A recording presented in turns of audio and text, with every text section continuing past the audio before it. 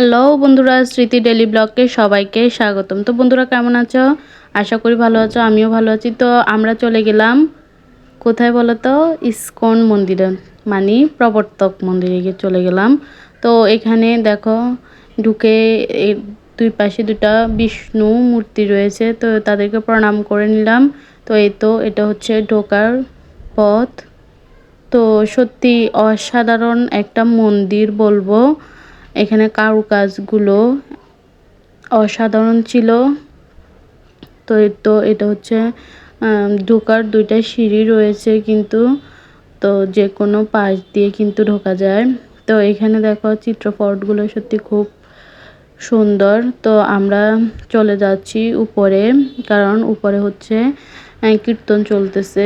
আর দেখো এখানেও কারুকাজ সব।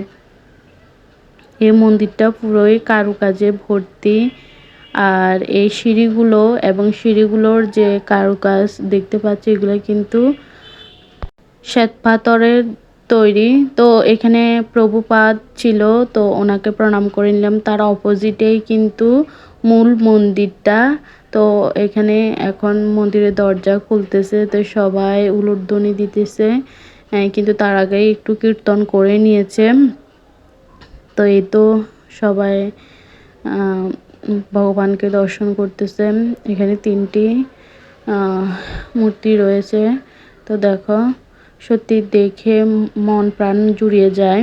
তো যারা আসেন তারা একবার হলেও আসবা এখানে।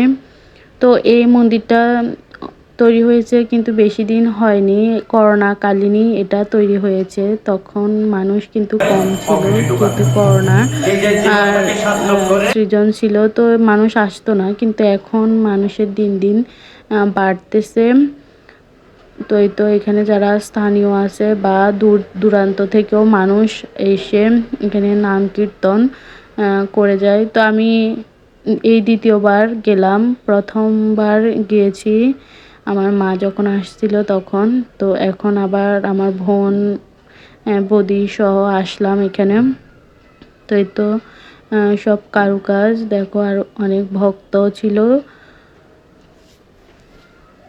অনেক দূর দূরান্ত থেকে আসছে। তো তারা সবাই নাম কীর্তন করতেছে। তো এই তো এটা হচ্ছে পিছনের সাইড। তো তোমাদেরকে ঘুরে দেখাই একটু। আর জানালার কারুকাজগুলো দেখো, সত্যি অসাধারণ। এখানে আসলে মনটা জুড়িয়ে যায়। তো জানালার কারুকাজটাও খুব সুন্দর ছিল। তো পিছনে কিন্তু এখানে রাধা কৃষ্ণ এবং তার সখীদের নিয়ে নৌকায় জল ভরতে গেল। তো সেখানে একটা কারুকাজ এখানে ফুটিয়ে উঠেছে। তো খুব ভালো লাগে এইগুলো দেখতে। এটা কিন্তু মন্দিরের পিছনের সাইডে এই কারুকাজটা। তো এখানে কিন্তু হাত দিয়ে ধরা এগুলো নিষেধ এবং সেলফি উঠাও নিষেধ। তারপরেও মানুষ শুনতেছে না, সবাই সেলফি ছবি সবই উঠাইতেছে। তো এই তো আমাদের ঘোরা প্রায় শেষ, এখন নিচে চলে যাব। তো পুরো নিচে চলে আসলাম আমরা, এবং সাইডে যে ভক্তরা বসে আছে দূর দূরান্ত থেকে, এইগুলো নাম কীর্তন করতেছে। এরা কিন্তু অনেক দূর থেকে আসছে, তাই ওরা বাইরে বসে নাম কীর্তন করতেছে কিন্তু। তো সত্যি অসাধারণ একটা মন্দির বলবো বাংলাদেশে। খুবই ভালো লাগতেছে। আর দেখো বাইরে কিন্তু এরকম গৌড় পাখির গৌড় দেবের মন্দির আছে এখানে। আরেকটা আছে তোমার হনুমানজির মন্দির।